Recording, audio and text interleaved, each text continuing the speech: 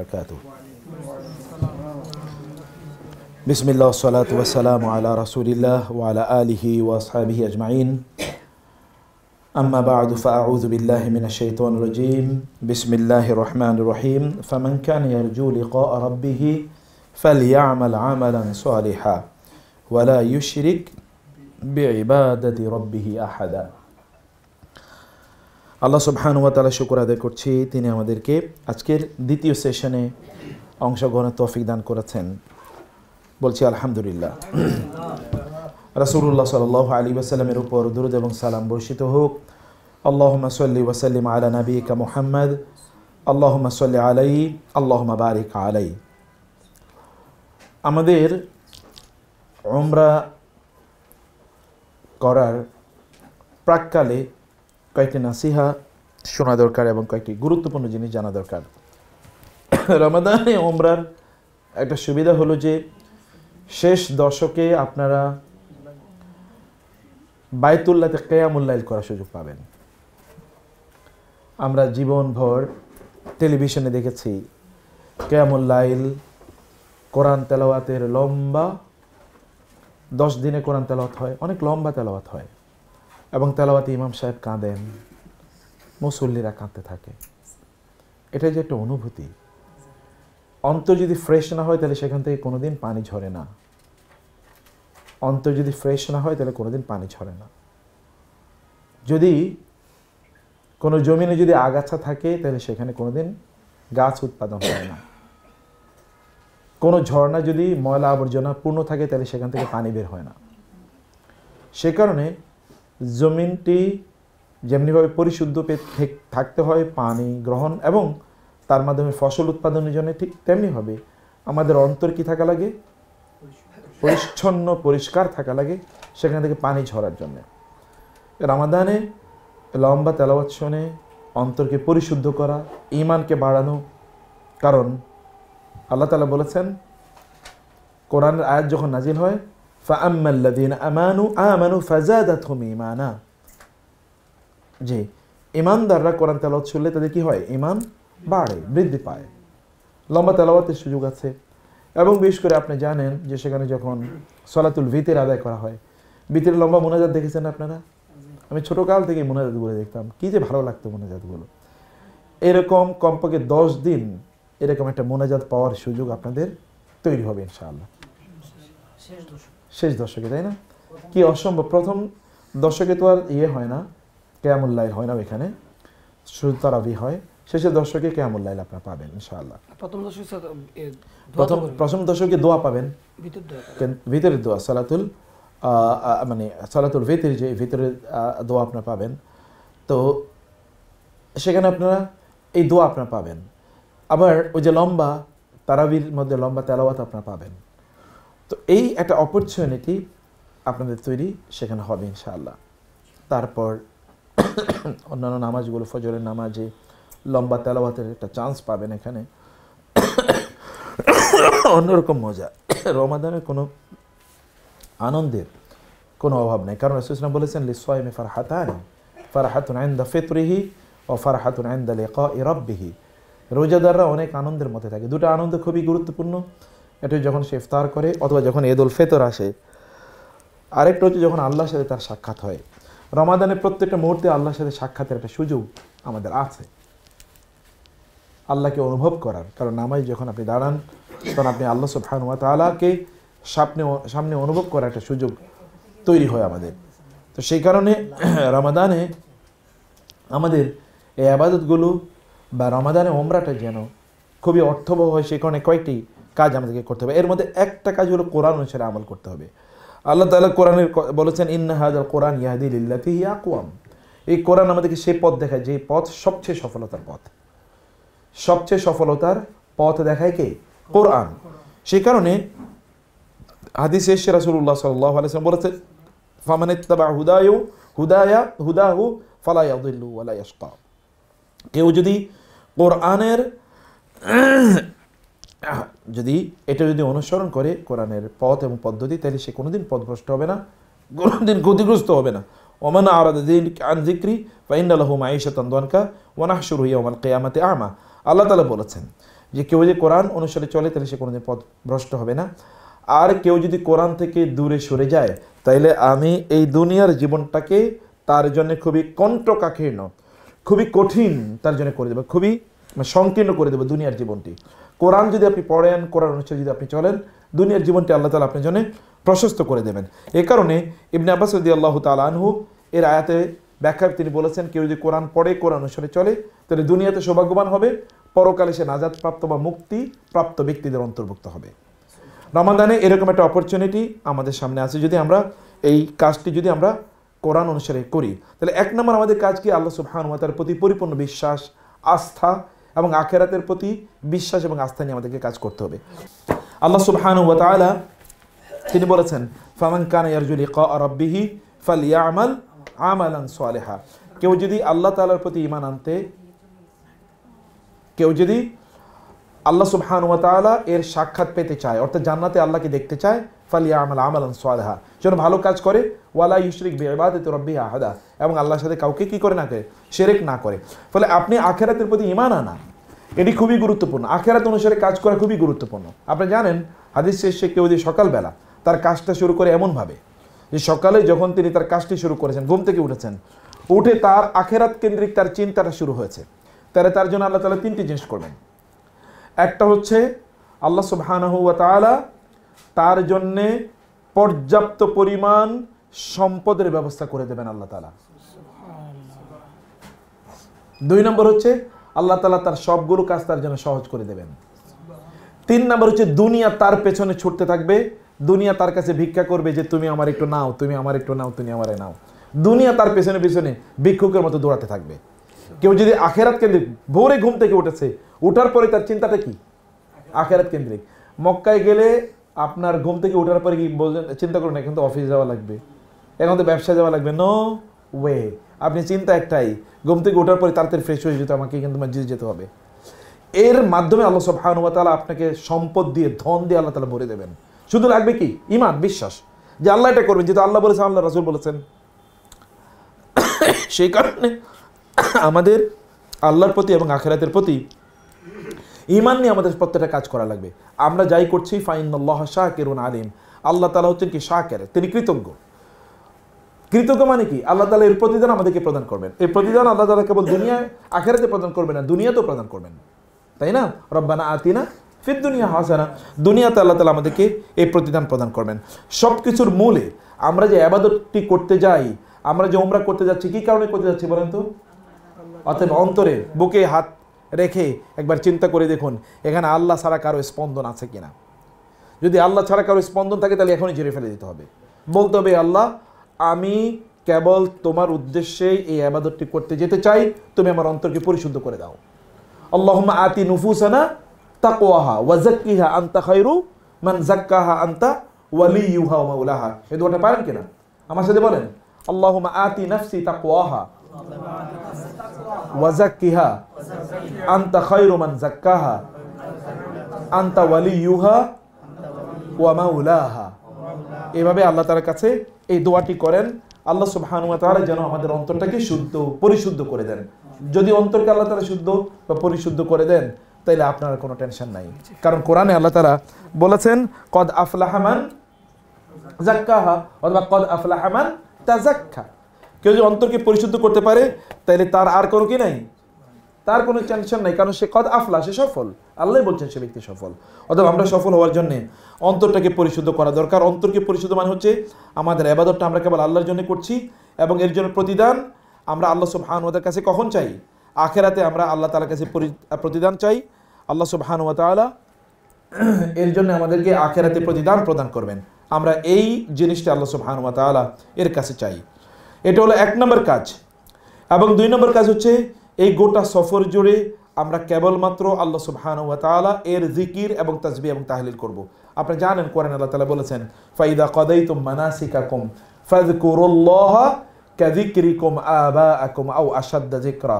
আপনি হজ বা ওমরার কাজ শেষ করার পরে আপনার কাজ হলো আল্লাহর জিকিরের মাত্রা বাড়িয়ে দেয়া। আগে যদি আপনি 10 মিনিট করতেন, এখন আপনি 20 মিনিট করবেন। কারণ আপনি এখন আল্লাহর প্রিয় বান্দা। আল্লাহর যত প্রিয় আপনি তার তত বেশি স্মরণ করবেন। আচ্ছা, আপনি যারে পছন্দ করেন তার কথা কি কম বলেন না বেশি বলেন? বেশি বলি।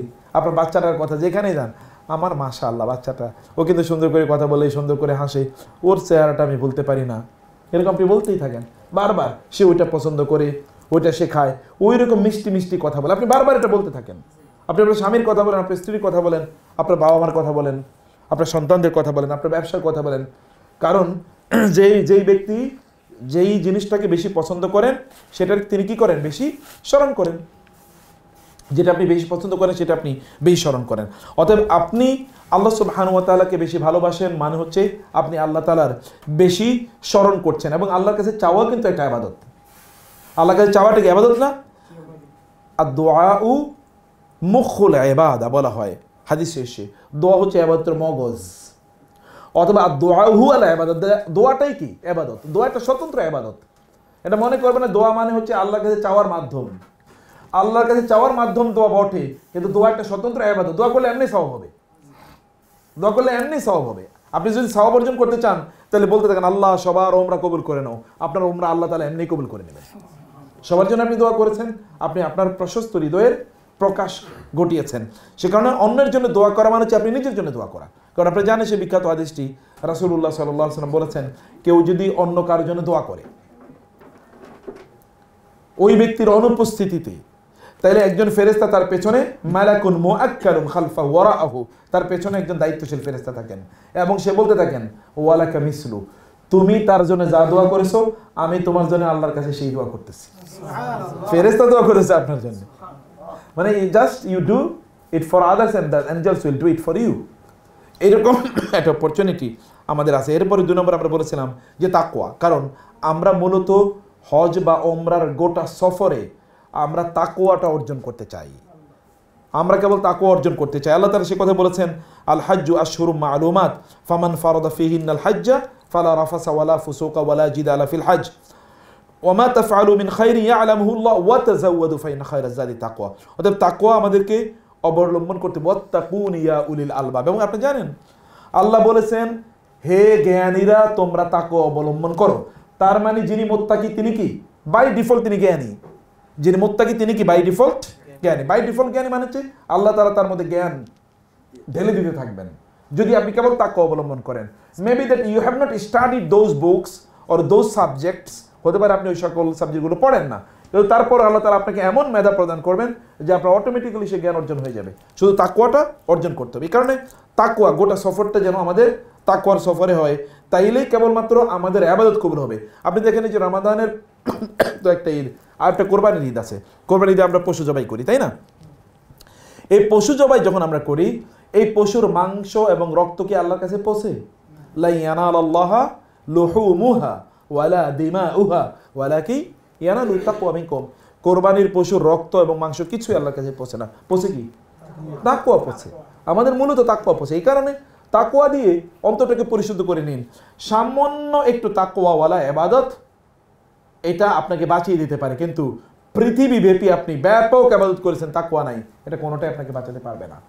তাকওয়াপূর্ণ ইবাদত আমাদেরকে করতে হবে। তো এখানে যেমন আমরা তাকওয়া যেন অর্জন করতে পারি সেটি আল্লাহ সুবহানাহু ওয়া তাআলা বলেছেন, ওয়ামান ফামান তাআজ্জালা ফি ইয়াওমাইনি ফালা ইসমা আলাইহি ওয়ামান তাআখারা ফালা ইসমা আলাইহি লিমান ইত্তাকা। আপনি যদি তাকওয়া অর্জন অবলম্বন করেন সেখানে গিয়ে প্রত্যেকটা কাজের ক্ষেত্রে, তাহলে আল্লাহ তাআলা আপনার ইবাদত কবুল করে নেবেনই। এটা আল্লাহ তাআলার পক্ষে ওয়াদা। ওয়াত্তাকুল্লাহ ইয়া আইয়ুহাল্লাযীনা আমানুত্তাকুল্লাহ, হে ঈমানদাররা তোমরা আল্লাহকে ভয় করো।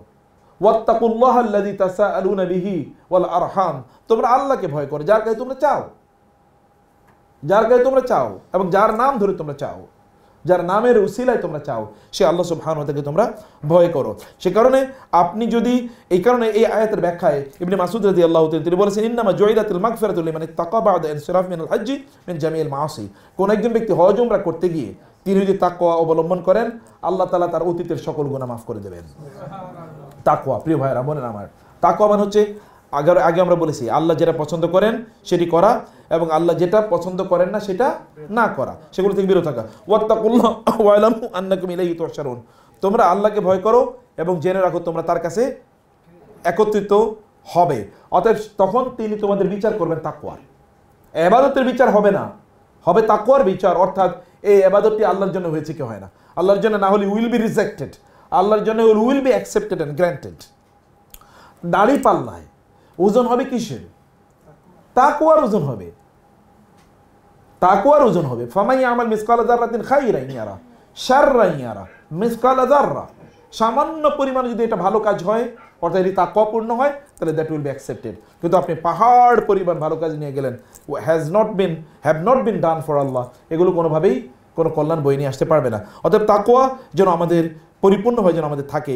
ওমিনান নাসি মান ইউজিবুকা কাওলু ফিল হায়াতিদ দুনিয়া ওয়া ইউশহিদুল্লাহ আলা মা ফি কলবিহি ওয়া হুয়া আলাদুল খিসাম ওয়া ইযা তাওয়াল্লা সাআ ফিল আরদি লিইফসিদা ফিহা ওয়া ইউহলিকাল হারসা ওয়ান নাস ওয়াল্লাহু লা ইউহিব্বুল ফাসাদ ওয়া ইযা ক্বিলা লাহু ইত্তাকিল্লাহা আখাযাতহুল ইজ্জাতু বিল ইসমি ফাহাসবুহু জাহান্নাম। তাকওয়ার কথা বলার পর যাদের অন্তরটা কেঁপে ওঠে, এরাই মুত্তাকি। তাকওয়ার কথা বলার পর যাদের অন্তর কাঁপে না, বরং তাদের অন্তরে কথা চিন্তা, আমি কি আর তোমার সেই ইসলাম কম বুঝি নাকি, এই জাতীয় অনুভূতি যাদের তৈরি হয়, আল্লাহ তাআলা বলেছেন ফাহাসবুহু জাহান্নাম, তার ঠিকানা কোথায়? জাহান্নাম। আল্লাহ সুবহানাহু বলেছেন ওয়ালা বিইসাল মিহাদ, এটা খুবই ভয়াবহ একটি আবাসস্থল। অতএব আমাদেরকে গোটা সফরটা যেন একটা তাকওয়ার সফর হয়। তাকওয়ার সফর হওয়ার জন্য তাকওয়ার পোশাক লাগে, তাকওয়ার কাজ লাগে, তাকওয়ার কাফেলা লাগে। যে কাফেলা আপনাকে তাকওয়ার কথা বলবে, বারবার আপনাকে দ্বীনের কথা বলবে, আপনাকে দুনিয়ার কথা বলবে না, আপনাকে বরং দ্বীনের কথা বলবে। এরকম ব্যক্তি বা এরকম কাফেলা, এরকম সঙ্গী এর সাথে যাওয়া আপনার জন্য উত্তম। 3 নম্বর যে কাজটি, তাহলে ভালো করে খেয়াল করবেন, তাযীমু আমাকিনিল হজ্জ ওয়া আমালিল হজ্জ ওয়াল উমরা। হজ ওমরার যেই স্থানগুলো এবং যে কাজগুলো, ওইগুলোকে সম্মান করা। আচ্ছা, ওমরার কাজ কি কি বলে তো আপনারা? ইহরাম, তারপরে কি তাওয়াফ, তারপরে কি সাই, 3টা। এবং কেউ আবার আরো 1-2টা এখানে যোগ করতে পারে, কোনো সমস্যা নেই। আমরা বলছি 3টা ধরেন মৌলিক কাজ। এই যে 3টা মৌলিক কাজ, এই 3টা মৌলিক কাজের সাথে যে সকল জিনিসগুলো জড়িত, এগুলোকে আপনার সম্মান করতে হবে, এগুলোকে মর্যাদা দিতে হবে। সম্মান করা মানে হচ্ছে এগুলোকে চুমু দেয়া না। আমাদের তো সম্মান করা মানে হচ্ছে চুমু দেয়া। যেমন কোরআনের আমি সম্মান করি মানে কি? কোরআনে দইরা একটু চুমু দিলাম, গিলাফের চুমু দিলাম, কাপড়ের চুমু দিলাম। নো ব্রাদার্স, নো সিস্টার্স, এটাকে তাজিম বলে না। তাজিম মানে হচ্ছে এটাকে ভালোবাসা, এটা অনুসারে চলা, এর প্রতি কোনো ধরনের অন্যায় আচরণ না করা। আপনি বাইতুল্লাহতে গিয়েছেন, আপনি কাবার চারপাশে যখন তাওয়াফ করছেন, তখন আপনি সেলফি তুলতেছেন, তখন আপনি ফোনে চ্যাটিং করছেন, তখন আপনি আপনার ওয়াইফের সাথে, আমি এরকম অসংখ্যবার দেখেছি, কোনো মহিলার সাথে হয়তো কথা বলতেছে, ওই মহিলাকে দেখা যায়, কারণ তিনি তো ক্যাজুয়াল ড্রেসে আছেন, তিনি তো হতে পারে তার কি বেডরুমে শুয়ে আছেন, আর এই লোক কথা বলতে বলতেছে ওই পাশে দিয়ে যখন যায়, মানুষ তো আর সবাই তো আর একেবারে কি আল্লাহর ওলি না, ওইদিকে চোখ যায়, তার স্ত্রী দেখতে পাচ্ছে, অথবা ওই জনে তার মেয়েকে দেখতে পাচ্ছে, অথবা তার মাকে দেখতে পাচ্ছে। তিনি তো ক্যাজুয়াল ড্রেসে আছেন, তিনি কিসের উমরা করতে গিয়েছেন, তিনি কিসের হজ তিনি করতে গিয়েছেন, কিসের তাওয়াফ তিনি করছেন? এটা তাজিম না? এই কাজগুলো তাজিম করা। যখন তিনি হাজারে আসওয়াদকে তিনি মানে স্পর্শ করতে যাবেন, তখন ওইখানে যাওয়ার আগে তিনি সেলফি তুলছেন। অনেকে সেজদা দিতে গিয়ে সেলফি তোলে, অনেকে হাত, আরেকজন বলে আমি হাত তুলতেছি, তুমি একটু আমার জন্য ছবি তুলে দাও। এগুলোকে বাইতুল্লাহর সামনে রেখে তিনি ছবি তুলবেন, এগুলো তার জন্য কি মানে এগুলো তিনি দেখাতে চান, এটা তার জন্য একটা ক্রেডিট। তো তিনি মানুষকে দেখানোর জন্য যাচ্ছেন সোশ্যাল মিডিয়াতে, কখন তার মন টানসান করে, কখন তাওয়াফ শেষ হবে আর কখন কি ফেসবুকে ছবিটা আপলোড দেবে, মনে হচ্ছে ওইখানে ফেসবুকে ছবি আপলোড দেওয়ার জন্য গিয়েছে, এরকম একটা ভাব। এই প্রতিযোগিতায় যাওয়া যাবে না, এগুলো করা যাবে না। বরং আপনি সেখানে এর আগে যেটা বলেছিলাম, কিছু ইবাদত আল্লাহর জন্য রেখে দেন, যেটা আল্লাহ জানে আর কেউ জানে না। এটা পাবলিক টু ডিসক্লোজ, ডেমনস্ট্রেট করার কোনো প্রয়োজন নেই। এ কারণে এখানে যালিকা মান ইউআযিম হুরুমাতিল্লাহি ফাহুয়া খায়রুন লাহু ইনদা রাব্বিহি, সূরাতুল হজে আল্লাহ তাআলা বলেছেন যে কোনো একজন ব্যক্তি তিনি যদি আল্লাহ তাআলার এই নিষিদ্ধ জায়গাগুলো বা পবিত্র জায়গাগুলোকে তাজিম করে, তাহলে তার জন্য কল্যাণকর। যালিকা মান ইউআযিম শাআইরাল্লাহি ফাইন্না মিন তাকওয়াল কুলুব। অন্য আয়াতে আল্লাহ তাআলা বলেছেন, কোন একজন ব্যক্তি তিনি যদি আল্লাহ তাআলার যে শেয়ারগুলো কি কি জানেন আপনারা? বাইতুল্লাহ একটা শেয়ার, হাজার আসওয়াদ একটা শেয়ার, মাকামে ইব্রাহিম শেয়ার, জামজাম এটা শেয়ার, এবং সাফা মারওয়া এগুলো সব শেয়ার, এবং চুল কাটা এগুলো সব শেয়ার। এই কাজগুলোকে যারা তাজিম করে, আল্লাহ যেভাবে বলেছেন, রাসূল যেভাবে বলেছেন, এইভাবেই কেউ যদি কাজগুলো সম্পাদন করে, তাইলে এটা তার অন্তরে তাকওয়া ঢুকিয়ে দেবে এই কাজগুলো। এখন যেমন একটা এক্সাম্পল বলছি আমি, আপনি যখন সাফা এবং মারওয়ায় যখন দৌড়ান, তখন আপনি সেখানে গল্প করতেছেন, হাসতেছেন, অথবা আপনি কি ধরেন অন্যান্য বিষয় নিয়ে আপনি চিন্তা করছেন, কিন্তু আপনার স্পিরিটটা মাথায় নাই যে কেন এখানে আমি দৌড়াচ্ছি, কি উদ্দেশ্যে দৌড়াচ্ছি, কারা এখানে দৌড়িয়েছিল, এখানে কে দৌড়িয়েছিল? হাজেরা আলাইহিস সালাম দৌড়িয়েছিলেন। এখানে দৌড়িয়েছিলেন কে? হাজেরা, ইসমাইল আলাইহিস মা, ইব্রাহিম আলাইহিস সালামের স্ত্রী। তিনি কেন দৌড়িয়েছিলেন? তিনি পানির জন্য দৌড়িয়েছিলেন। কিন্তু দৌড়ানোর সময় তিনি কি বলেছেন? আল্লাহর কাছে, আল্লাহ তুমি আমাকে রক্ষা করো, আমার সন্তানকে রক্ষা করো, তুমি আমাকে এখানে খাবার দাও, তুমি আমাকে পানীয় দাও, তুমি এখানে আমাকে তোমার এই ঘরের এই পাশে আমরা যে উদ্দেশ্যে এসেছি থাকছি সেই উদ্দেশ্যে সম্পাদন করতে পারি সেই তৌফিক দাও। তিনি তো এটা করেছেন, আল্লাহর উপর তাওয়াক্কুল তিনি ছাড়েন নাই, তার নিজের কাজটাও কি তিনি ছাড়েন নাই, তিনি চেষ্টা করেছেন, আবার আল্লাহর উপর তিনি তাওয়াক্কুল করেছেন। তিনি কিন্তু এটা মনে করেন নাই মরুভূমিতে পানি পাবো কই, এখানে মানুষ পাবো কই, অথবা এখানে বৈশা বৈশা স্বামীর বিরুদ্ধে বিষোদ্গার করা। বোনেরা এটা ভালো বুঝবেন যে কেমনে বলা যায়, এর উপরে প্রয়োজনে কবিতা, গল্প, নাটক, উপন্যাস, সিনেমা ইত্যাদি লেখা যাবে। কত বড় খারাপ আম করে এখানে রাইখা গেল, কিভাবে এখানে রেখা যায়, কত নিষ্ঠুর হতে পারে, এভাবে আমাদেরকে রেখে গেল, এই দুধের বাচ্চাটা এখানে রেখে গেল, কোনো কি নাই, কোনো অভিযোগ নাই। এবং আল্লাহ তাআলা যেহেতু তার কোনো অভিযোগ ছিল না, আল্লাহর প্রতি তার কি ছিল? বিশ্বাস ছিল। আল্লাহ তাআলা কোরআনে খোদাই করে তাদের ঘটনা বলে দিলেন। এবং এই যে কোটি কোটি মুসলমান প্রতি বছর দৌড়ায় এই দুইটার মধ্যখানে, কেবল একজন নারীর স্মৃতিকে মনে করে, একজন নারী স্মৃতি কি মহান, কি মহিয়ান তিনি হয়েছেন কেবল আল্লাহর। আচ্ছা, আল্লাহর একটা কাজ যদি করার কারণে তিনি এত মর্যাদাবান হতে পারেন, আপনাকে এরকম মর্যাদাবান হতে পারেন না? Yes, yes, you can also become a celebrity in the eyes of আল্লাহ। আল্লাহ তাআলা, এখন আপনি হয়তো দেখবেন না, কারণ এখন তো ওহি আসবে না, এই জন্য আপনি হয়তো জানবেন না, কিন্তু ফেরেশতারা তো জানেন, দে আর রেকর্ডিং দিস, তারা এগুলো রেকর্ড করে রাখছেন। অতএব তখন যখন আমরা ওই সাই যখন আমরা করি, তখন এই চিন্তা মাথায় রাখা, তাওয়াক্কুল আল্লাহর উপর বাড়ে, এটা হলো তাওযিম। ওইখানে আপনি যখন যাচ্ছেন, তাওয়াফ যখন আপনি করছেন, তাওয়াফ আপনি করার সময় যে কাজগুলো যেভাবে করা দরকার, আপনি আরো সেশন হবে অথবা হয়েছে শরীফ ভাই বলে দিয়েছেন এগুলো, সেই কাজগুলো সেভাবেই সম্পাদন করা। এই যে আল্লাহ জিকির করা, মাথাকে নিচু করে তাসবিহ তাহলিল পড়তে থাকা, কোরআন তেলাওয়াত করতে থাকা, নিজের মতো করে আল্লাহর কাছে প্রার্থনা করতে থাকা, এই কাজগুলো তাওযিম করা, এই কাজগুলো হলো তাওযিম করা। আপনি সেগুলোকে এমন কোনো কাজ সেখানে না করা যেটা এটা তাওযিমের বিপরীত, এটা সম্মানের বিপরীত, এমন কাজ সেখানে না করা। বুঝতে পেরেছেন?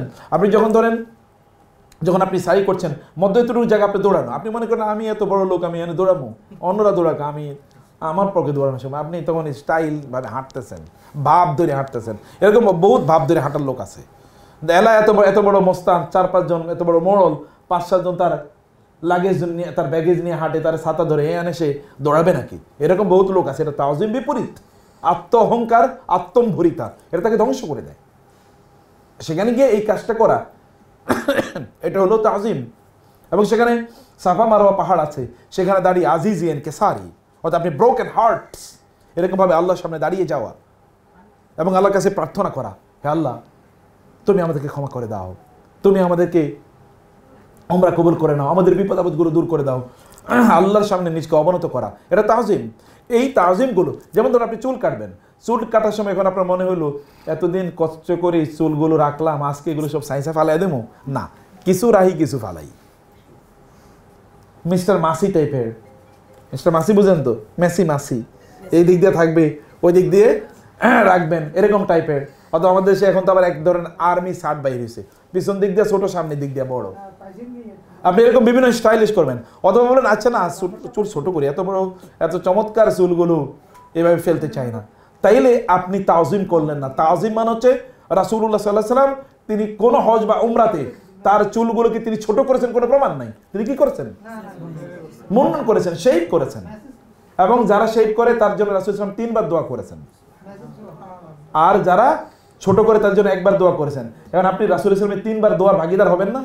তিনি আপনার জন্য 3 বার দোয়া করছে, এই 3 বার আপনি কি গোটা পৃথিবী বিক্রি করলে কি রাসূলের আপনার মুখ থেকে আপনার পক্ষে একটা দোয়া বের করতে পারবেন নাকি? বাইর করতে হবে তিনি যেভাবে করেছেন সেভাবে কাজ করার মাধ্যমে। অতএব সেইভাবে আপনারা, এটা হলো তাওযিম, এটা হলো তাওযিম। এটা হচ্ছে হালাক, হালাকটা হলো চুলগুলোকে ইয়ে করা। এবং বোনেরাও তারাও সেভাবে করবেন। বোনেরা যেমন সেখানে গিয়ে আপনারা আপনাদের মতো করে, বোনেরা যেই এলাকায় বসছেন গল্প গুজব করা শুরু করে, আল্লাহর ঘরে বসে আপনি কথা বলেন কিভাবে? আল্লাহর ঘরে বসে কথা বলার কোনো সুযোগ মানে অনুমতি নাই। আল্লাহ সুবহানাহু ওয়া তাআলা ঘরে কি? ফি বুয়ুতিন আযিনা আল্লাহু আন তুরফা ওয়া ইউযকারু ফিহা ইসমুহু ইউসাব্বিহু ফিহা বিল গুদুই ওয়াল আসাল রিজালুন লা তুলহিহিম তিজারাতুন ওয়ালা বাইউন আন যিকরিল্লাহ ওয়া ইকামিস সালাতি ওয়া ইতাইজ যাকাত ওয়া ইয়াখাফুনা ইয়াওমান তাতাকাল্লাবু ফিহিল কুলুব ওয়াল আবসার লিয়াজজিয়াহুমুল্লাহু আহসানা মা আমিলু। আল্লাহ তাআলা বলেছেন কোন ব্যক্তি তারা যদি আল্লাহর ঘরে বসে, তাদের কাজ হলো দুটো। এর মধ্যে একটা কাজ হচ্ছে আল্লাহ জিকির করা, আল্লাহর জিকির করা, এবং 2 নম্বর কাজ হচ্ছে সেখানে কি করা? সালাত আদায় করা। এটা হচ্ছে আল্লাহর ঘরের কাজ। ইন্নামা ইয়া'মুরু মাসাজিদাল্লাহি মান আমানা বিল্লাহি ওয়াল ইয়াউমিল আখির ওয়া আকামাস সালাতা ওয়া আতাজ যাকাতা ওয়া লাম ইয়াখশা ইল্লাল্লাহ। এখানে আপনার ইবাদত করা হচ্ছে আপনার কাজ, সালাত অথবা জিকির। এই দুটোর মাধ্যমে জিকির, কোরআন তেলাওয়াত করা, তাসবিহ তাহলিল করা, এগুলো জিকির, অথবা হালাকা করা, দার্স করা ইত্যাদি, এগুলো সব জিকিরের অন্তর্ভুক্ত। এই কাজগুলো, এই দুটো কাজ সেখানে আপনার।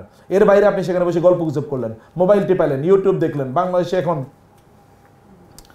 পলিটিক্সের কি অবস্থা এটা আপনি জানলেন, এবং খেলার খবর দেখলেন। কারণ অনেক লোকের তো খেলাকে, বিশেষ করে বাঙালিরা তো খেলাকে কি করেছে? পূজার জিনিস বানাইছে। মানে খেলা হলে তাদের কাছে পূজা, অথবা এটা ইবাদত তাদের কাছে। অথবা এগুলো নিয়ে তার সেখানে স্কোর দেখলো, কি হলো, কোথায় কারা গেম গোল করলো, কোথায় কারা ছক্কা মারলো, এগুলোই তার চিন্তা। আল্লাহর ঘরে বসে এগুলো যখন কোনো একজন ব্যক্তি করে, তখন কি তার ভয় লাগে না? আল্লাহ সুবহানাহু ওয়া তাআলা হতে পারে যে তাকে এখানে ধ্বংস করে দিতে পারেন। আল্লাহর ঘরে বসে এটা কিভাবে করে মানুষ? এটা ঘরকে তাজিম করা নয়, এটা আল্লাহর ঘরকে তাজিম করা নয়। আল্লাহর ঘরকে তাজিম করা মানে হচ্ছে এখানে বসে আপনি আল্লাহ সুবহানাহু ওয়া তাআলা এর জিকির করবেন, আল্লাহ সুবহানাহু ওয়া তাআলার কথা স্মরণ করবেন, আল্লাহর কিতাব আপনি পাঠ করবেন। আপনি সিদ্ধান্ত নেন যে বাইতুল্লাহ আপনি কোরআন খতম করবেন, বাইতুল্লাহ বসে আপনি কোরআন খতম করবেন, এটা লম্বা সময় জুড়ে। অথবা বন্ধুদেরকে সে কথা বলছি যে আপনারা ওইখানে বসে তাসবিহ তাহলিল করবেন, আল্লাহর কাছে চাইবেন, ক্ষমা চাইবেন, মাগফিরাত চাইবেন, ইস্তিগফার করবেন। এই জিনিসগুলো সেখানে করা, এটা হলো আল্লাহর ঘরকে তাজিম করা, আল্লাহর ঘরকে সম্মান করা। এই কাজগুলো আমরা সেখানে যেন করি। এই কাজগুলো আমাদেরকে অবশ্যই, মানে এই চতুর্থ এই কাজটি আমাদেরকে নিশ্চিত করতে হবে। তৃতীয় কাজটি, 4 নম্বর যেটা বলছিলাম যে বেশি বেশি জিকির, হাঁটতে বসতে এই জিকির আপনি করতে থাকেন। আপনি যখন ধরেন হোটেল থেকে আপনি যখন মসজিদ পর্যন্ত আসবেন, তখন আপনার করবেন কি? এই সময়টা আপনি করবেন কি? এই সময়টা আপনি তাসবিহ পড়ুন, আস্তে আস্তে তাসবিহ পড়ুন। কারোর সাথে গল্প করার দরকার নেই, দোকানে ঢুকে কমকে কি করছে, তোমাকে কি বলছে, এগুলো করার দরকার নেই। অনেকে ওইখানে মসজিদে বসে অথবা আসার সময় যাওয়ার সময় তারা হয়তো বা ফেসবুক ওইখানে টিকা দেখতেছেন, ইউটিউব ওইখানে দেখতেছেন বসে বসে, এগুলো করার দরকার নেই। আসতে যেহেতু আপনারা কি করবেন? বেশি বেশি তাসবিহ তাহলিল করুন। লা ইয়াজালু লিসানুকা রুতবা মিন যিকরিল্লাহ। হাদিস শেষে রাসূলুল্লাহ বলেছেন, তোমাদের জিহ্বাগুলো আল্লাহর জিকিরে সিক্ত থাকুক, আল্লাহর জিকিরে সিক্ত থাকুক। আপনার জিহ্বায় সিক্ত করি কি দিয়ে? থুতু দিয়ে, তাই না? যদি লালা যদি না থাকে তাহলে কি হবে? আপনি কথা বলতে পারবেন না, কথা বলতে পারবেন না, তো মুখ তো আটকে যাবে। অনেক সময় দেখবেন যখন আপনি কোথাও বক্তব্য দিতে যাচ্ছেন, বক্তব্য দিলে কিছু কিছু লোকের দুইটা ঘটনা ঘটে। একদল লোকের হাঁটু এমনভাবে মানে কাঁপতে থাকে যেন যে কোনো সময় ভূমিকম্প হয়ে মারা যাবে, এরকম হয় না এক দলের। আরেক দলের মুখ শুকিয়ে যায়, মুখ শুকিয়ে যায় মানে মুখে আর থুতু জমা হয় না, লালা জমা হয় না, তখন মুখ আটকে যায়। তাইলে থুতু দিয়ে আপনি মুখকে কি করেন? সিক্ত করেন। আপনার মুখকে সিক্ত করার 2 নম্বর পদ্ধতি আল্লাহর রাসূল বলেছেন, তা হলো জিকির। জিকির দিয়ে মুখটাকে সিক্ত রাখুন। এটা মানে লালার মতো আপনার জন্য কাজ করবে, এটা লালার মতো আপনার জন্য কাজ করবে। অতএব জিকির এর মাধ্যমে আমাদের সময়টাকে যেন আমরা সেখানে কাটাই। আল্লাহ সুবহানাহু ওয়া তাআলা বলেছেন, ফাইদা আফাদতুম মিন আরাফাতিন ফাযকুরুল্লাহ ইনদাল মাশারিল হারাম। এমনইভাবে আরাফাতের ময়দানে বসে তো আপনি জিকির করলেন হজের সময়, আরাফাত থেকে যখন বের হয়ে আসবেন তখন রাস্তা জুড়েও আপনি কি কেবল আল্লাহর জিকিরই থাকবে। লাব্বাইক আল্লাহুম্মা লাব্বাইক, আপনার যখন তালবিয়ার মধ্যে আপনারা এটা থাকবেন, এই তালবি অবস্থা আপনি এটা করবেন। আপনাদের এগুলোকে যেমন ধরেন এহরামের কাপড় পরার পর থেকে তারপরে কি কাজ কি? এখন কেবল কতক্ষণ পর পর সেলফি তোলা, এই মাত্র বিমানবন্দরে এসে পৌঁছলাম, তাই না? এই মাত্র এখন বিমানে ওঠার জন্য কি এখন ওয়েটিং রুমে গিয়ে বসলাম, অথবা এই মাত্র ইমিগ্রেশন পার হলাম। মানে মুহূর্তে মুহূর্তে আপডেট জানাইতেছেন। কাকে আপডেট জানাইতেছেন? আল্লাহরে, যে আল্লাহ তুমি দেখো আমার ফেসবুকটা একটু দেখো দে আমি কি করতেছি। অথবা ফেরেশতা দেখে বলেন, ফেরেশতারা আমি তোমাদেরকে ফেসবুক একটু চেক করার জন্য বলতেছি, ফেসবুকটা চেক করে আমি করতেছি কি। এরপরে এই মাত্র মানে বিমানবন্দরে উঠা মাত্র বসলাম, এই মাত্র জিদ্দা এয়ারপোর্টে এসে নামলাম। News after news after news, updates after updates after updates. এগুলো এহরামকে তাজিম করা নয়। এহরামকে তাজিম করা মানে আপনি কবরে যাচ্ছেন, আচ্ছা আপনার লাশটা কবরে নিয়ে যাচ্ছে, তখন আপনি কি করবেন? তখন আচ্ছা ঠিক আছে। অতএব সেখানে মানে যারা মুনাফিক তাদের তো জামাত, তাদের কি জানা যায় সিনিয়র সাহাবায়ে কেরাম তারা অংশগ্রহণ করতেন না। ওমর রাদিয়াল্লাহু তাআলা একবার এসে হুযায়ফা রাদিয়াল্লাহু তাআলা আনহুকে বললেন, ইয়া হুযায়ফা, তুমি বলো তো আমার নামটা। রাসূল সাল্লাল্লাহু আলাইহি ওয়াসাল্লাম কিন্তু হুযায়ফা রাদিয়াল্লাহু তাআলার কাছে কারা মুনাফিক সাহাবী তাদের নাম বলে গিয়েছিলেন। তিনি বলছেন, হুযায়ফা আমার নাম কি মুনাফিকদের তালিকায় আছে? হুযায়ফা কি দিলেন, ইয়া আমিরুল মুমিনিন, আপনি বলেন কি?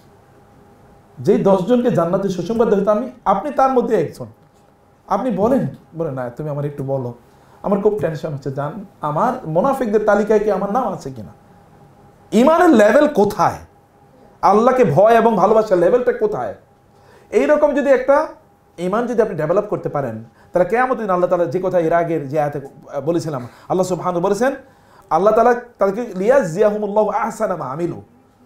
ধরেন আপনি কোনো সময় ইবাদত করেছেন, এই ইবাদতের ক্ষেত্রে আপনি এমন ইবাদত করেছেন কোন একদিন, এটা বাইতুল্লাহ গিয়ে হতে পারে, আপনি এমন একটা ইবাদত করেছেন, ওই ইবাদতের সময় আপনার ঈমানের লেভেল ছিল কি আপনার আকাশচুম্বী, মানে এত উচ্চাঙ্গের ঈমান আপনার ছিল, আপনি মনে as if you are visualising আল্লাহ, যেন আপনি আল্লাহ তাআলাকে দেখতে পাচ্ছেন, এইরকম ভালোবাসেন আপনি ইবাদত করেছেন কোন এক সময়। এবার কিয়ামতের দিন আল্লাহ সুবহানাহু ওয়া তাআলা বলবেন যে ওর সবচেয়ে ভালো ইবাদত কোনটা ছিল? ফেরেশতারা বলবেন, ইয়া আল্লাহ, তার সবচেয়ে ভালো ইবাদত ছিল এরকম যে সেই দিন তিনি যে ইবাদত করেছেন ওই ইবাদতের গুণগত মান অন্যান্য ইবাদতের চেয়ে বিলিয়ন ট্রিলিয়ন ট্রিলিয়ন ট্রিলিয়ন গুণ উত্তম। আল্লাহ তাআলা বলবেন, যাও তার ওই স্ট্যান্ডার্ডে তার বাকি সকল ইবাদত কবুল করে নাও এবং ওই স্ট্যান্ডার্ডে তাকে সকল ইবাদতের সওয়াব দিয়ে দাও। এটা হচ্ছে লিয়াজিয়াহুমুল্লাহু আহসানা মা আমিলু। যদি তাকওয়াটা থাকে, যদি আল্লাহর কাছে আত্মসমর্পণ থাকে, ব্যাস উইল বি এনাফ। কারণ আপনার ঈমানের আমাদের ঈমানের লেভেল সবসময় একরকম থাকে না। পারদ কখন উঠে, পারদ কখনো কি নামে। পারদ উঠানো মাত্র আপনি নিজেই এটা ফিল করবেন। কখনো দেখবেন অনেক ভালো লাগে, কোরআন তেলাওয়াত করছেন, আরেকটু তেলাওয়াত করতে মনে চায়, আরেকটু তেলাওয়াত শুনতে মনে চায়, তাহাজ্জুদে নামাজ পড়ছেন, আরেকটু পড়তে মনে চায়, আরেকটু পড়তে মনে চায়, মনে হলো আহারে রাতটা যদি আরেকটু লম্বা হতো তাহলে আমি আরেকটু ইবাদত করতে পারতাম। এরকম হয় না মাঝে মাঝে? এটা হলো সুপ্রিম স্টেজ অফ ঈমান।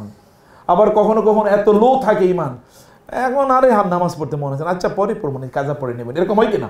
হয়। এ লো লেভেল থাকে, কারণ হাইয়েস্ট লেভেল থাকে, হাইয়েস্ট লেভেলটা আল্লাহ স্ট্যান্ডার্ড হিসেবে ধরবেন। এরকম লেভেল আমাদের তৈরি করে, এটা আল্লাহর মেহেরবানি। যদি এরা কাদের জন্য? যে সকল ব্যক্তিরা তাদের নিজেদেরকে আল্লাহ সুবহানাহু ওয়া তাআলার সামনে আত্মসমর্পণ করেছে। এবং সরি ভাইরা, অতএব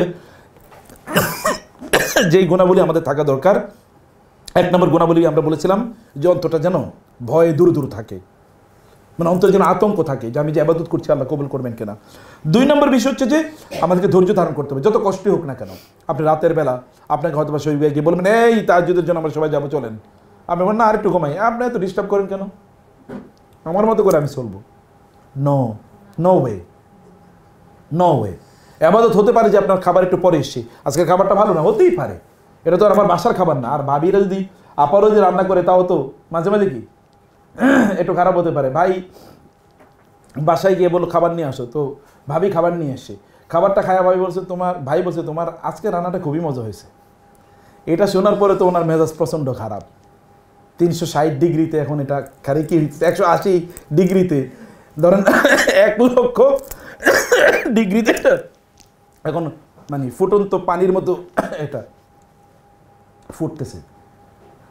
বলে আজকেই তোমার খাবারটা এত মজা লাগলো? বলে কেন, কি হয়েছে? বলে আজকেই খাবারটা পাশের বাসার ভাবি দিছিল, আজকেই তোমার এত মজা লাগছে। ঘটনা কি? তুমি আসলে তলে তলে করো কি গো? আজকে তো মজা লাগলো না, এতদিন আমি রান্না করি, এতদিন এই কথা এলো না, আজকে এই কথা আসছে, তাই না? ধৈর্য ধারণ করে ভাই, সবসময় তো বাসার রান্নাও কি একরকম হয় না। আর ওইখানে কে রান্না করবে, কোথায় রান্না করবে, এই রান্না কখন হতে পারে যে রান্না হয়েছে 3 ঘন্টা আগে, 4 ঘন্টা আগে, কারণ আপনার এখানে পোষার জন্য অনেক সিস্টেম আছে। সেই কারণে এগুলোর ব্যাপারে আপনাকে ধৈর্য ধারণ করতে হবে। আপনাকে হোটেলে যেখানে আপনি থাকবেন, আপনার মন মতো আপনার বাসার মতো আপনি পাবেন না। বাসাও তো একদিন কাজের মহিলা না আসলে এখানে ময়লা আবর্জনা থাকে। অতএব আপনাকে মনে রাখতে হবে যেটা আপনি বিদেশ বিভূয়ে থাকছেন, একই সাথে সেখানে হয়তো 20-30 লাখ লোক থাকছে। অতএব সবসময় আপনি বেস্ট সার্ভিস সেখানে পাবেন এই সম্ভাবনা জিরো মাথায় রেখে তারপরে করতে হবে। আপনি সেখানে যাচ্ছেন, আপনি যখন যদি চান যে আপনার এই উমরাটা উমরা মাবরুর হোক, মাবরুর মানে কি? বিররুন, বিররুন মানে হচ্ছে অন্যের প্রতি অনুগ্রহ করা, বেরু মানে সার্ভিস দেয়া। তাহলে আপনি সেখানে সার্ভিস দেন, আপনি অন্যকে সার্ভিস দেবেন। আপনার সাথী যারা ভাই আছে তার জন্য একটু খেদমত করুন, তার জন্য একটু পানি নিয়ে আসুন, তার জন্য একটু জুস নিয়ে আসুন, তার জন্য একটু দুধ নিয়ে আসুন, তার জন্য একটু গরম পানি করে দেন, তাদেরকে একটু প্রায়োরিটি দেন, তারা একটু আগে টয়লেটে যাক, এই প্রায়োরিটি তাদেরকে দেন। তাদেরকে যদি আপনি প্রায়োরিটি দেন, ওয়ুসিরুনা আলা আনফুসিহিম ওয়ালাউ কানা বিহিম খাসাসা। একজন সাহাবী রাসূল সাল্লাল্লাহু আলাইহি ওয়াসাল্লামের তিনি মসজিদ নববীতে তিনি ইয়ে করছিলেন, নামাজের পর, এশার নামাজের পর হঠাৎ করে একজন ব্যক্তি বলেন, ইয়া রাসূলুল্লাহ, আমি তো অনেক দূর থেকে এসেছি, এখানে আমার থাকার মতো কেউ নাই, আমি কাউরে চিনিও না, আমারে আপনার মেহমান বানান। রাসূল সাল্লাল্লাহু আলাইহি ওয়াসাল্লাম তার স্ত্রীদের কাছে পাঠালেন যে বাসায় কোনো খাবার আছে কিনা, থাকার তো জায়গা আছে, মসজিদে থাকবে, কিন্তু খাবার আছে কিনা বাসায়। স্ত্রীরা বললো, কারো বাসায় কোনো খাবার নাই, কারো বাসায় কোনো খাবার নাই। সুবহানাল্লাহ বলবেন না তো, কারণ আপনি বাসায় খাবার নাই, বাসায় গিয়ে দেখেন এরপরে কি হয় ঘটনা। ভাবি কয়ে দিয়েছে আজকে কিন্তু বাসায় খাবার নাই, পোলাপাইন কিছু খাইতে পারবে না, খাবার নিয়ে আইসো। আর বাসায় গেলেন খাবার ছাড়া, দেখেন না দরজা খোলেনি কি, দরজা খুলবে নাকি? আর যদি একটু রাগান্বিত হয় তাইলে তো খবরই আছে। রাসূলুল্লাহ সাল্লাল্লাহু আলাইহি ওয়াসাল্লামের ঘরে কিচ্ছু নাই, স্ত্রীরা বললেন, এবং কোনো অভিযোগও নাই। রাসূলুল্লাহ বললেন, তোমাদের মধ্যে কেউ আছে কিনা যে একে আজকে মেহমানদারি করাবে? একজন সাহাবী দাঁড়িয়ে বললেন, আমি আছি। তিনি তাকে নিয়ে গেলেন, গিয়ে তার স্ত্রী বলেন, বাসায় কোনো খাবার আছে? বলেন, না, কোনো খাবার নাই, আছে বাচ্চার জন্য, ওই যে ছোটো বাচ্চাটা, দুধের বাচ্চা, ওই জন্য হালকা একটু খাবার রেখে দিয়েছি, ও যখন রাতের বেলা ঘুম থেকে উঠবে তখন আমরা তাকে ওই খাবারটা দিই। বলে, দরকার নাই, ওই খাবারই মেহমানরে দিয়ে দাও। ওই খাবার মেহমানরে দিয়ে দিল, কিন্তু তাদের বাসায় তার কোনো খাবার নেই, তারা খাবে কি? মেহমানের খাবার দিলে তো মেহমান জিজ্ঞেস করবে যে আপনার খাবেন না? তিনি বলে তার স্ত্রীকে যে তুমি একটা কাজ করবা, যখন ওনাকে নিয়ে খাবারটা দেবো তখন তুমি মানে লাইটগুলো অফ করে দেবা, মানে ক্যান্ডেল কফি এটাকে অফ করে দেবা, আর আমাদের হাঁড়ি পাতিলগুলো এক জায়গায় আনবা। ওনাকে যখন খাবার দেবো তখন আমরা হাঁড়ি পাতিলগুলো এরকম আওয়াজ করবো, টুং টাং এরকম আওয়াজ করবো, তখন উনি মনে করবে আমরাও খাচ্ছি, উনিও খাচ্ছে। এখন মেহমান তো খেয়ে শুয়ে পড়লো, ঘুমিয়ে পড়লো। সকালবেলা ফজরের নামাজের পর রাসূল সাল্লাল্লাহু আলাইহি ওয়াসাল্লাম সকলের দিকে তাকিয়ে বললেন, ওই সাহাবী কই, কালকে যাকে আমি মেহমান দিয়েছিলাম? তিনি দাঁড়ালেন, তিনি বললেন যে আল্লাহ তাআলা তোমাদের স্বামী স্ত্রীর কাণ্ড কাহিনী দেখে গত রাতে আল্লাহ কি হেসেছেন, আল্লাহ হেসে দিয়েছেন।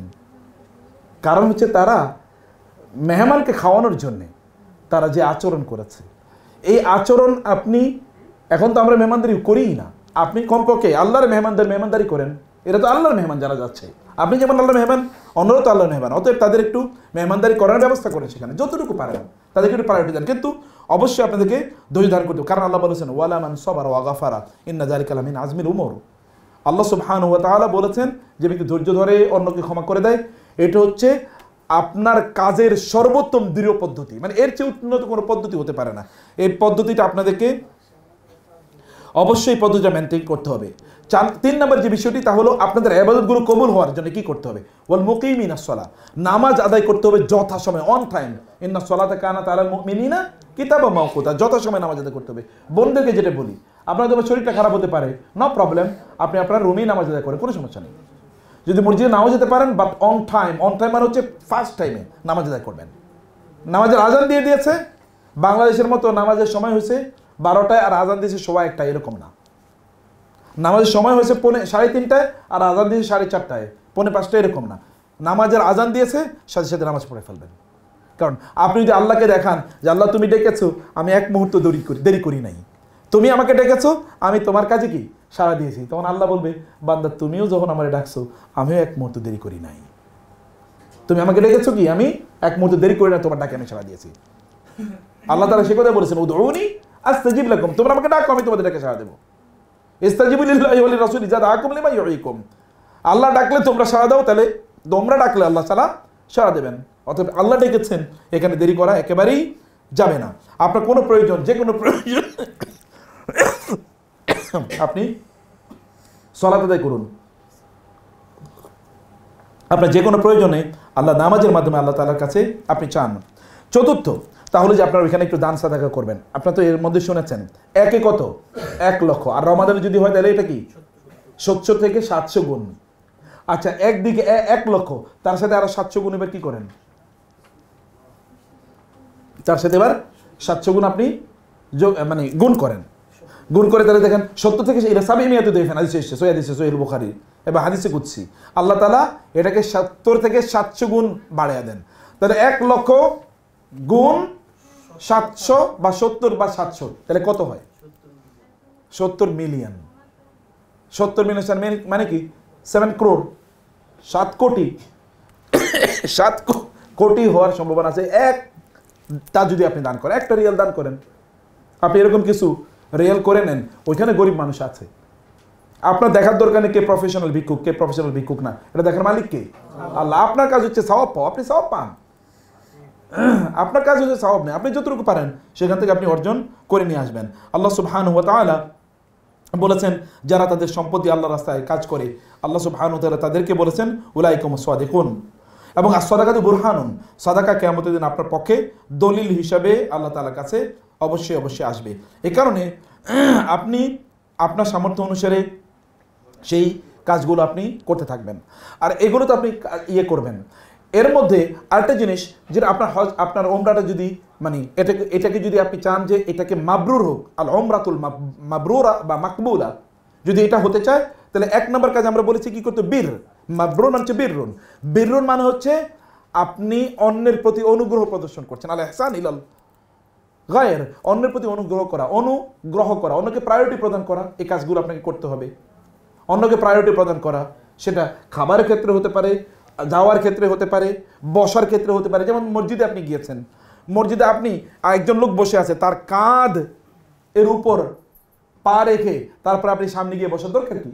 আপনি পেছনে যেখানে যান ওইখানে আপনি বসে পড়ুন, কিন্তু মানুষের কাঁধ ভেঙে তারপরে সামনে যাওয়ার প্রয়োজন নেই। যদি যেতে হয় তাহলে আপনি তার কাছে কথা বলে সুযোগ নিয়ে একটু জায়গা নিয়ে তারপরে যান, কিন্তু মানুষের উপর কোনোভাবে কোনো কষ্ট চাপিয়ে দেবেন না। আপনি কষ্ট চাপিয়ে দেয় মানে হচ্ছে আপনার ইবাদত কিন্তু বরবাদ হয়ে যাচ্ছে। সেখানে আপনাকে দেখতে হবে কোনোভাবে মানুষের নামাজের সামনে দিয়ে আপনি যাবেন না। মানুষের নামাজের সামনে দিয়ে যদি আপনি যান তাহলে কিন্তু আপনার ইবাদত বরবাদ হয়ে যাবে। কারণ রাসূল সাল্লাল্লাহু আলাইহি ওয়াসাল্লাম বলেছেন, কোনো একজন ব্যক্তি তিনি যদি জানতো কোনো মুসল্লির নামাজের সামনে দিয়ে গেলে কি হয়, তাহলে সে প্রায় 40 দাঁড়িয়ে থাকতো। 40 মানে 40 মিনিট, 40 ঘন্টা, 40 দিন, 40 বছর, অথবা কি 40 যুগ ও 40 শতাব্দী, আমরা জানি না। 40 দাঁড়িয়ে থাকে রাসূল সাল্লাল্লাহু আলাইহি ওয়াসাল্লাম, লা ওয়াকাফ আরবাইন। অথবা সেখানে আপনি অন্য জায়গায় গুনাহ করলে যত বড় অপরাধ হবে, বাইতুল্লাহ গুনাহ করলে তার চেয়ে ছোট হবে না বড় হবে?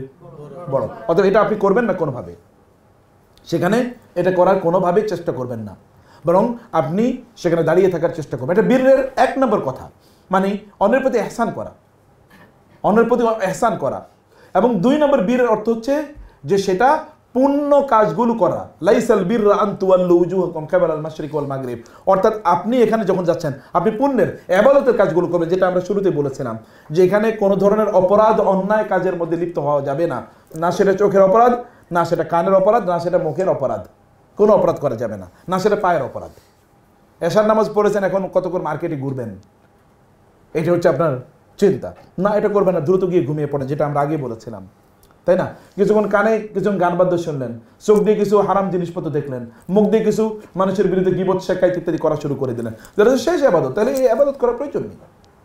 কারণ আপনি জানেন যে ক্ষতি করার চেয়ে ক্ষতি না করার কি, আপনি কারো কল্যাণ করতে পারলেন না, কিন্তু কমপক্ষে কি করবেন না, ক্ষতি করবেন না। আপনি সওয়াব করতে পারলেন না, কোনো সমস্যা নেই, ইবাদত কম করতে পারলেন, কিন্তু গুনাহ করেন না। গুনাহ করলে তো প্লাসে মাইনাসে কি, মাইনাস, কিছুই তো থাকবে না। যদি আপনার আমল নামে যদি মাইনাস কিছু না থাকে, যতটুকু প্লাস ততটুকুই কি হবে, বাড়তে থাকবে। একজন ব্যক্তি তিনি 100 টাকা ইনকাম করেছেন, আরেকজনে, এবং তার কোনো দায় নাই, আরেকজন 1000 টাকা ইনকাম করেছেন কিন্তু 2000 টাকা দেয় না, লাভ কে করছে বেশি? কথা বুঝেন না আমার? একজন ব্যক্তি ইনকাম করছেন 100 টাকা, তার কোনো দায় দেনা নাই, আরেকজন ইনকাম করছে 1000 টাকা, কিন্তু 1000 টাকা তার, 2000 টাকা তার লোন আছে, তাহলে লাভ করলো কে? যে 100 টাকা করছে কি। অথবা আপনার মাইনাসের খাতায় কিছু না থাকুক, প্লাসের খাতায় কম থাকুক, অপরাধ করা যাবে না। এটা হচ্ছে আলবের, এই যে বীরের কথা আমরা বলেছি। তাহলে কিছু গুনাহ সেখানে সংগঠিত হতে পারে, এটা হচ্ছে শিরক, আর শিরক বিল্লাহ, শিরক আসগর, শিরক আকবর। শিরক আকবর তো ওইখানে গিয়ে আল্লাহ তাআলা ছাড়া অন্য কারো কাছে চাওয়া, এটা আপনারা চাইবেন না কমপক্ষে।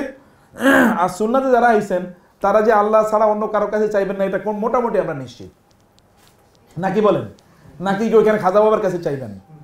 আমাদের ডক্টর আব্দুল্লাহ জাহাঙ্গীর ভাই একবার বলছিল যে বাইতুল্লাহর মানে হাজার আসওয়াদের সামনে 2 পাকিস্তানি দাঁড়ায় আছে, তো এক পাকিস্তানি বলতেছে আল্লাহ আমার সন্তান, তুমি আমার সন্তান দাও, তো পিছনে পাকিস্তানি তার জামা কাপড়টাই না ধরছে, এ বেটা এখানে এসে তুই আল্লাহর কাছে সন্তান চাস কেন?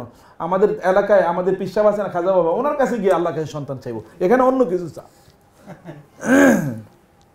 আমি দেখেছি যে মক্কায় অনেকেরই দেখেছি এরকম, মহিলাদেরকে দেখছি যে বাংলাদেশি মহিলারা ওই যে কবুতরের যে ইয়া দেয় না, কবুতরের যে ওখানে খাবার দেয়, তো এখানে গম দেয়, তো আমি দেখছি গম মানে করতেছে, খুঁইটা গম আনতেছে। তাই আমি বললাম কি ব্যাপার খালা, গম নিচ্ছেন কেন? বলে আমার মেয়েটার বাচ্চা হয় না, তো এটা বাইটা খাওয়া মনি।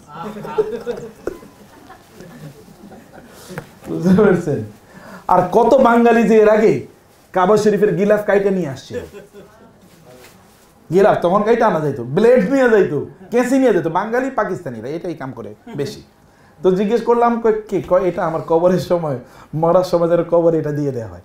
আবার আহারে সুরা জিনিস ওইটা খবরে দেবে যেন ফেরেশতারা দইরা মারতে পারে, সুর পাইছি রে। বুঝতে পারছেন না কোথায় গিয়ে বুদ্ধি ঠেকছে? শিরক করা যাবে না। শিরকে আসগার, শিরকে খাফি। শিরকে আসগার কোনটা? রিয়া, মানুষকে দেখানোর জন্য, যেটা আগে বলেছে। খবরদার কোনো সেলফি চলবে না। সবাই বলে না, কারণ অনেকের ভিতরে ভিতরে আছে সেলফি নাইলে কেমন।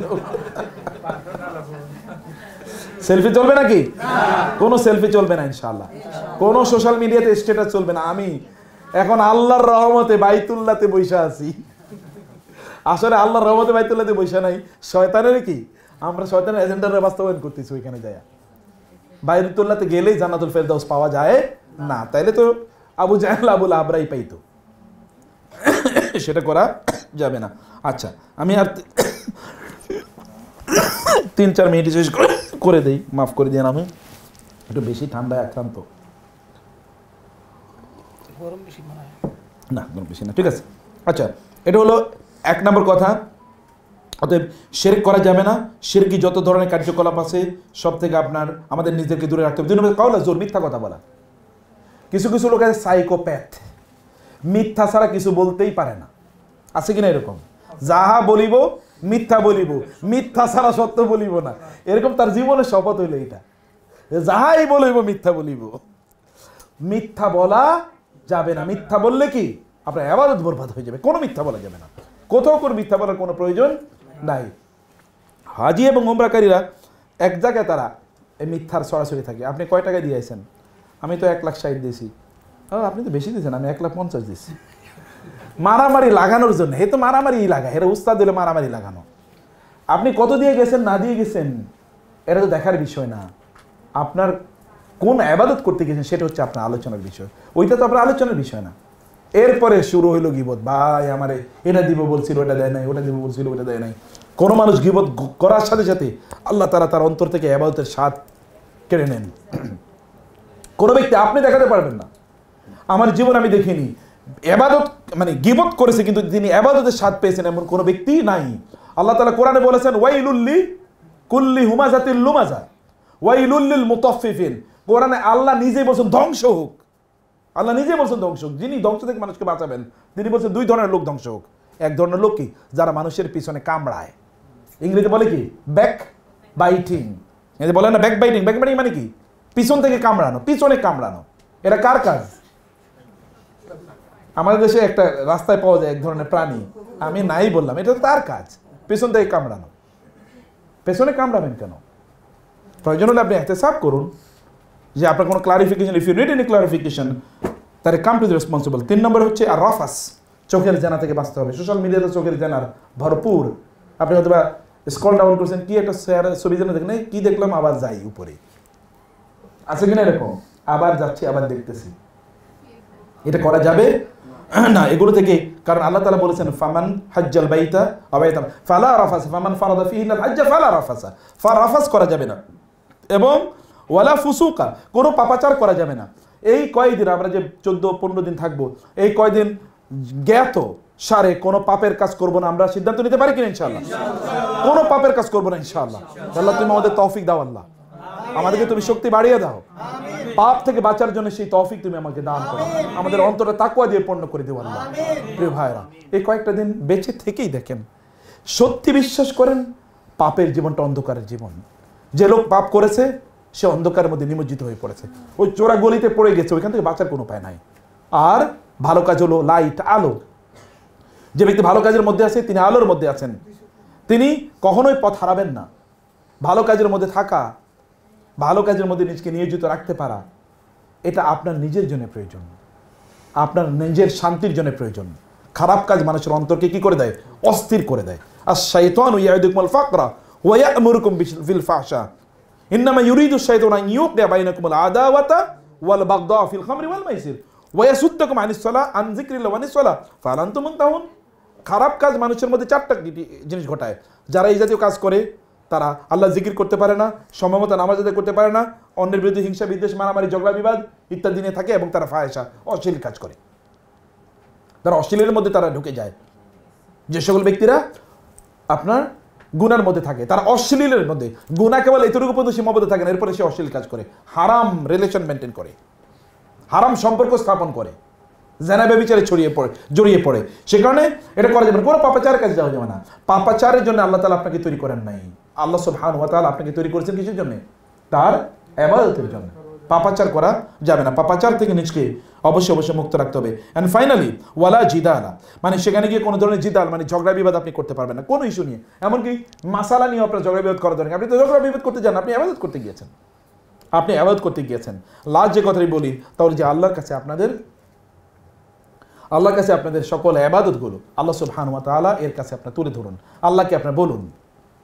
আপনার মুহাম্মদ বিন কুতাইবা বিন মুসলিম নামক, এটা আমার লাস্ট কথা বলছি, কুতাইবা বিন মুসলিম নামক একজন মুসলিম সিপাহ সালার, যাকে বলা হয় সেনাপতি, খলিফা ওয়ালিদ সেকেন্ডের যুগে, যেটা ওয়ালিদ বিন আব্দুল মালিক, খলিফা আব্দুল মালিক, উমাইয়া খলিফা আব্দুল মালিক ইবনে মারওয়ানের ছেলে আব্দুল মালিকের ছেলের নাম ছিল ওয়ালিদ।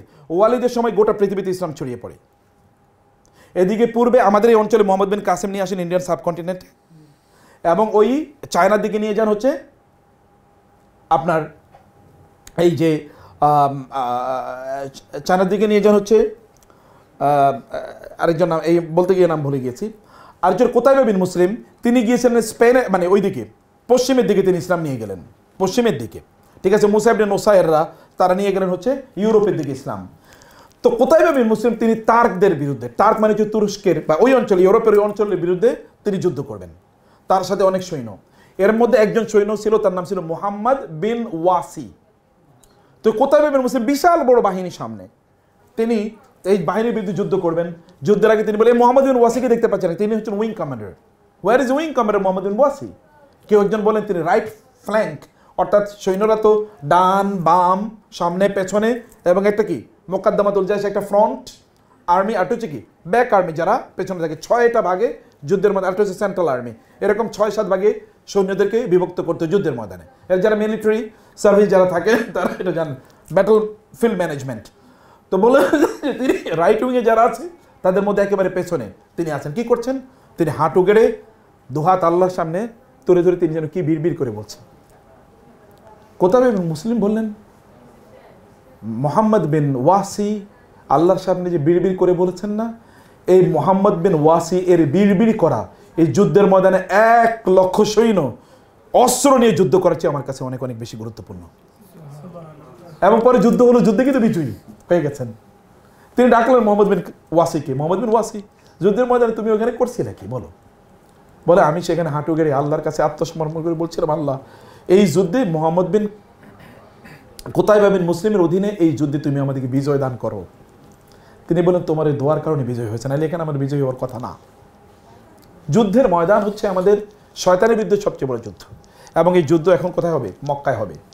আপনার ইহরামের কাপড় পরার পর থেকেই শয়তানের শরীরে আগুন জ্বলা শুরু হবে, অতএব ও আপনার বিরুদ্ধে যুদ্ধ ঘোষণা করে দেবে। এই যুদ্ধে আপনাকে বিজয়ী হওয়া লাগবে। এই বিজয়ী হতে পারবেন কি দিয়ে?